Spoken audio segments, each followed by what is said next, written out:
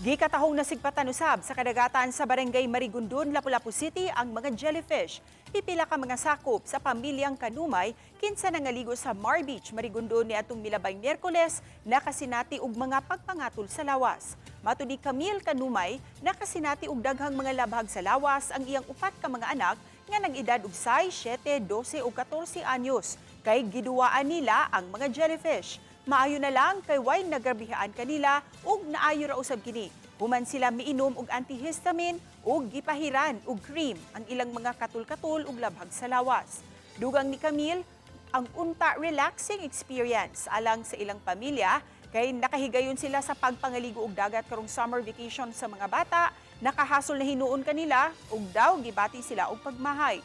Hinoon pagka-Webes, dihang gisusi sa mga sakop sa Senro kung City Environment and Natural Resources Office ang kadagatan sa Marigondon, wa sila nasigpatang mga jellyfish. Apan padayon nilang awhag sa mga beach goers nga magmatngon kanunay kay karong panahona sagad manggawas ang mga bukya.